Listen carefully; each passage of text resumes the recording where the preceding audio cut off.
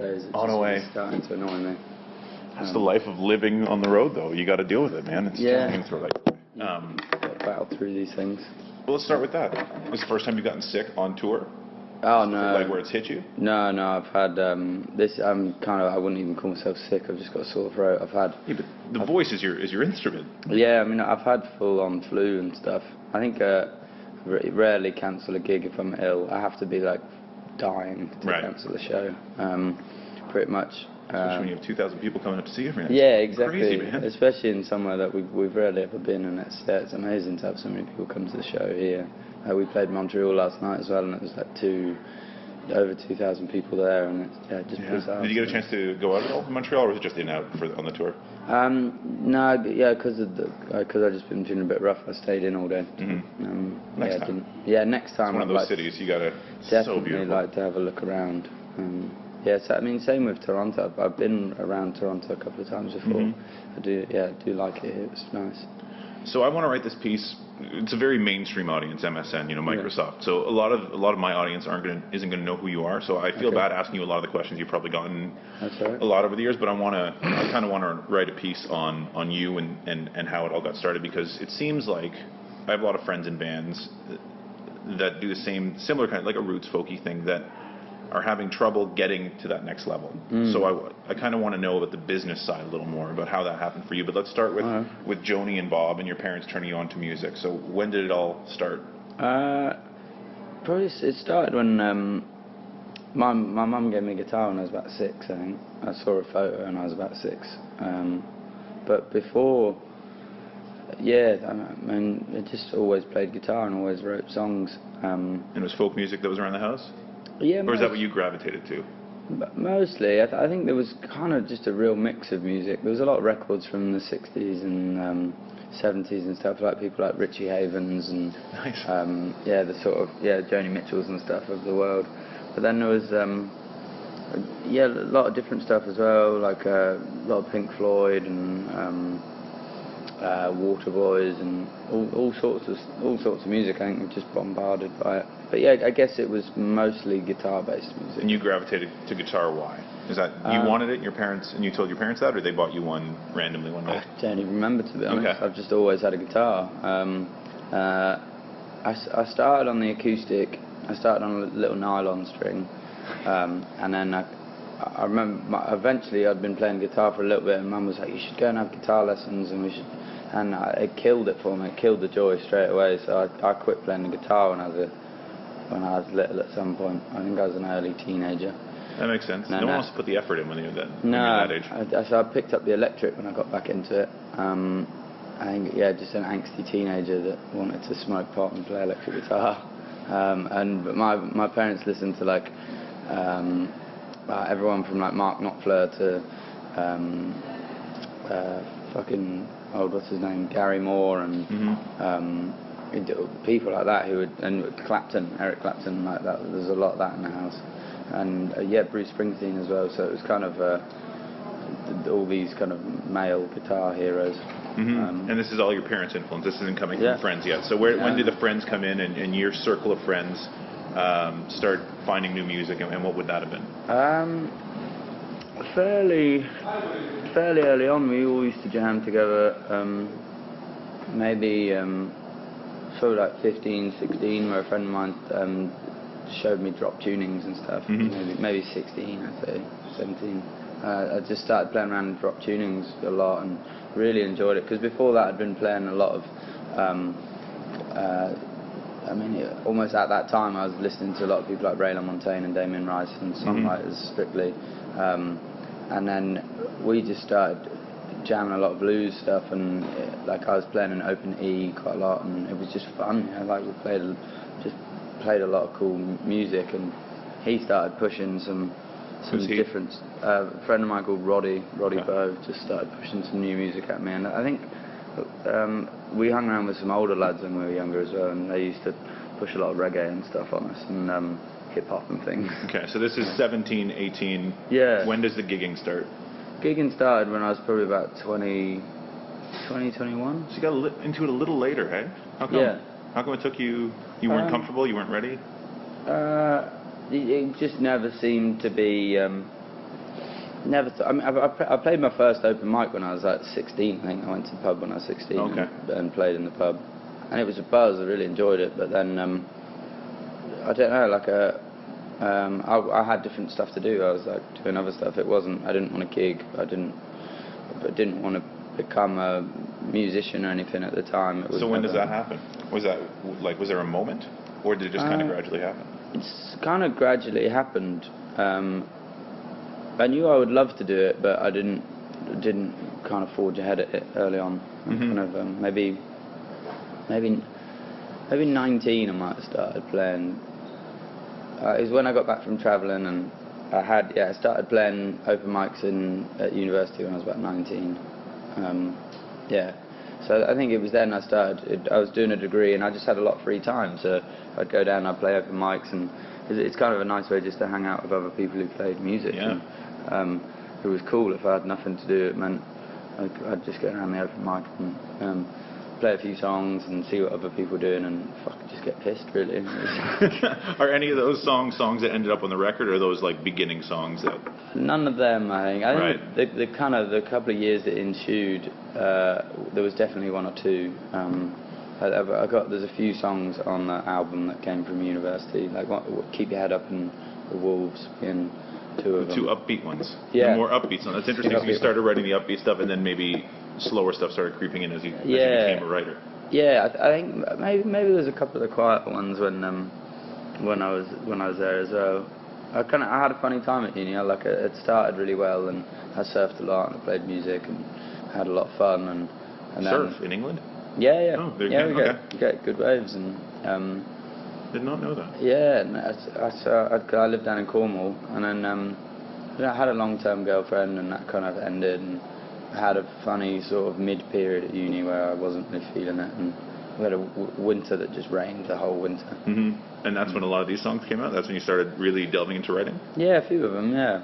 Yeah, I mean, I've always written, like literally ever since I was a little kid. I played the guitar because I liked writing songs and making up words, and I studied journalism because I liked making up words. And how am I doing so far? Just kidding. Yeah, I mean, I was never very good at it, so that was a funny thing. Well, you found your talent. I think it's okay. Yeah, it's cool. I'm happy where we got to with this. So you're writing these songs. You're about 20 years old, and this is, how old are you now? 24, 25? 25. Okay, so it's only a few years ago. Yeah. So you really started gigging, from what I've heard. Like, you played a lot of shows over the last few years. Yeah. And you realized that's how this business works. Yeah, basically, I think it was more. That's how I wanted it to work. We didn't have any records or anything to go on for a while. We just played a lot of shows, and that's how people were hearing of us. And we just kept booking gigs, and it just got busier and busier, and it was the funnest way to do it. And then when does the first EP come out and all that? EPs that are not able to be found anywhere, it seems.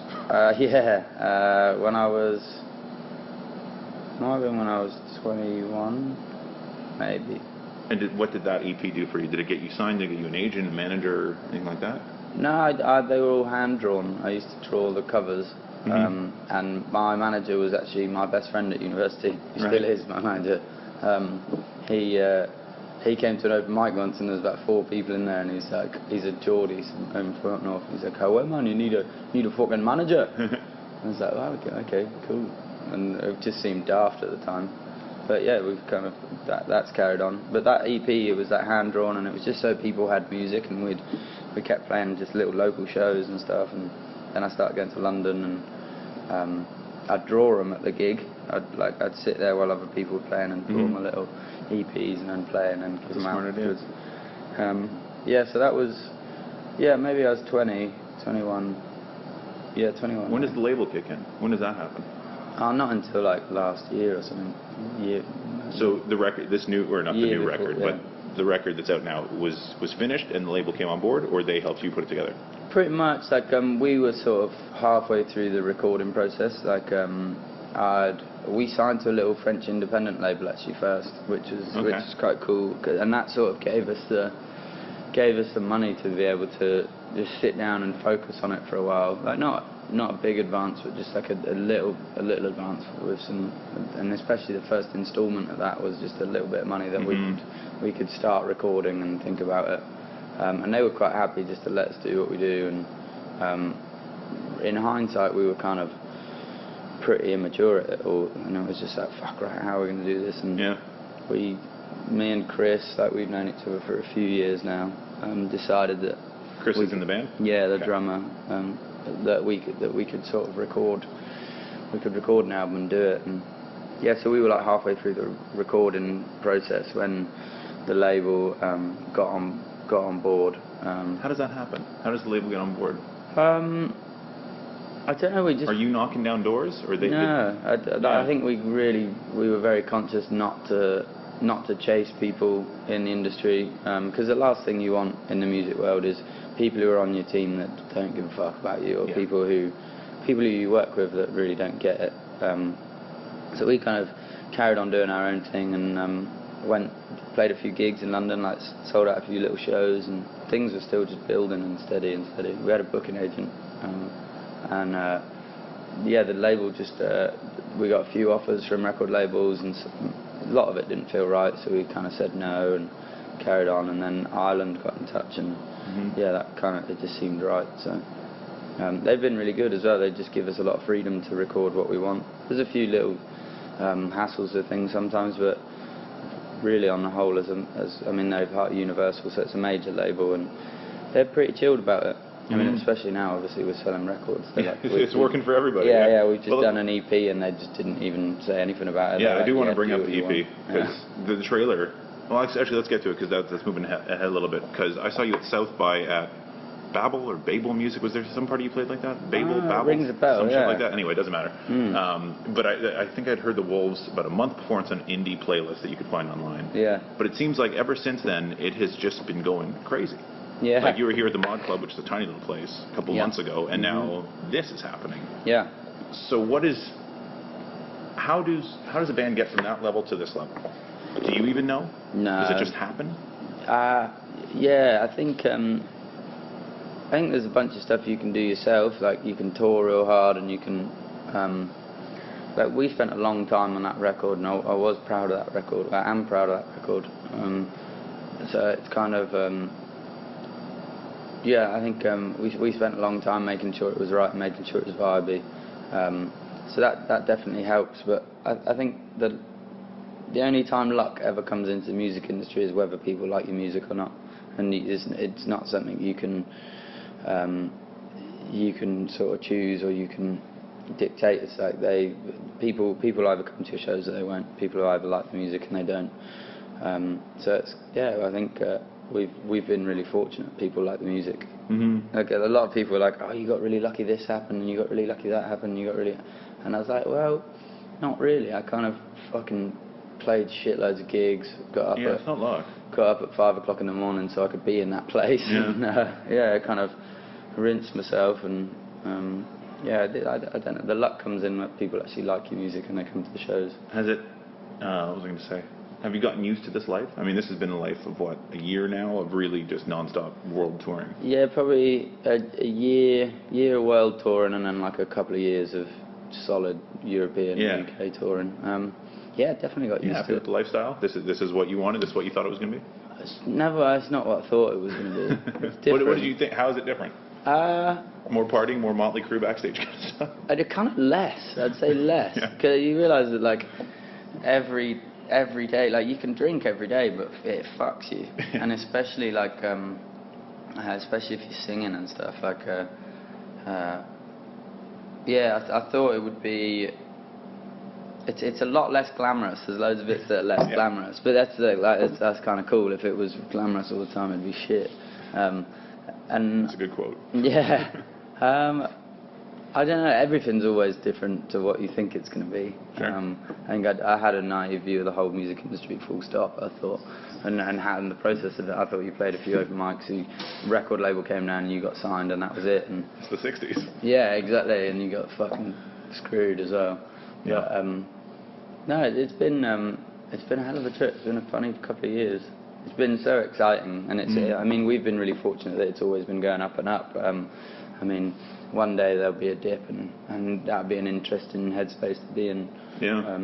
But yeah, we've been. It's nice that you recognize that, though. You know that there's a chance that'll happen. Yeah. I mean, not for sure, but you never know. Yeah. I mean, what really scares me is that I can't imagine doing anything else. I think we're so privileged doing this that if it all fucking fell apart tomorrow, we'd all kind of wonder what job to do next. We've had it so good being able to play music in front of lots of people for the last couple of years and having a lot of fun with it and going to mad parties and getting shit-faced and stuff, and then like you get to, if it all stopped, it'd be like, right, fucking day job? I don't know if I could. Yeah. Which is scary because I thought I would have been more grounded than that. But that's interesting. So is there more pressure then for this EP to make sure that you can continue this lifestyle? No, not really. The EP was just just to get more music out. And when can we hear? Let's start with that. When is it going to come out? When can we hear it? Is it done? It's pretty much done. Like Chris is doing the final mixes, so it'll probably be out next month, I imagine. We're just soft releasing it. It's not going to be. There's no hype to it. It's kind of like it's more of an ideas EP. What does that mean? It's kind of a different direction in some respects. There's a lot of electric guitar on it. So the trailer has electric in it, which is different. It's quite sort of soundscapey. It's not weird, I suppose, but it's just kind of a few different tracks. It's only a 4-track EP, I think. It's just for us, it was just getting a bit more music out, so we've got a bit more space on album too. And I get really angsty when I've got songs I really want to record, and I was sort of getting really fidgety about getting some tracks down. So we recorded this little EP. And when did you do it? Recorded it last month. Okay, so really recently. Okay. Yeah, literally just had 4 days in the studio, and beautiful studio back in. It's on that little video actually, down in Devon, and just did it 4 days and basically got all the tracking done, and then kind of just been mixing it and stuff. A lot of it was live, which is cool. Nice. What are you writing about? What are the songs? Love songs? Yeah, mostly. Mostly. Kind of about the summer before, really. That kind of culminated in songs being written in the autumn and winter, and then it got to summer, and I was like, fuck, I've got to write these songs, I've got to record these songs. So I mean, I've got a lot of songs that I'd like to record. Like some of them I've saved for album 2, and some of them went on the EP just because it was about time they came out. Do you lament over songwriting, or does stuff come quickly? Do you sit there and really scratch out words and make sure every word is right, or does it come out and you're like, that's what I meant to say because that's what came out? It depends. I think. You have both processes. Okay. Yeah, definitely a bit of both. Sometimes it's it'll come out straight away, and then sometimes it'll take quite a long time. Actually. It depends where you are as well. I find if I have time and space, I can write songs in a couple of days or in a week, and then if I haven't got any time and I'm on tour and stuff, then sometimes I won't write a song take me 4 months to write a song. What's the longest one? Can you think of one? What's one on the record that people would know that took forever? One on the record? I don't know, actually. Just most of them on the record. I had a lot of free time when I was writing them. Okay. Fair enough. Yeah, most of them didn't take that long, actually. Wolves took a long time when I was writing it. I don't know why. Were the oohs in the original, or is that something that came out in the studio? No, it was in the original. It was like there's a couple of little things on the album that was supposed to just be a little fuck around, and we were just like, I've had that song for a while, you know. And, same with Keep Your Head Up. The chorus was sort of a little stab at an ex-girlfriend of mine. It's always nice to get those digs in. Yeah, she cut a little fringe, and I hated it. So that's what there's a little line in the chorus that's like, keep your head up, keep your eyes on, keep your mind set in your ways, keep your hair long. Just because it was just like a little dig. It was kind of me having a bit of fun. I know you got to go eat, so we do something called 5 questions. 5 quick questions, 1 word answers. Okay. Road or studio? Road. Lennon or McCartney? Neither. Really? Okay. Choose a different name then. Hendrix. Okay, cool, nice. Well, I've heard Dylan before and like Lou Reed the other day, so it's nice when you hear a different one. When you hear a song, it usually hits you first: lyrics, melody, or rhythm? Oh, that's a good one. Lyrics. Song you've written you're most proud of? Black Flies. And in 1 word, Ben Howard. I love that one. That's always a fun one. Oh, Jesus, that's fucked up. 1 word. 1 word. Stubborn. Nice. Thank you very much, man. No worries.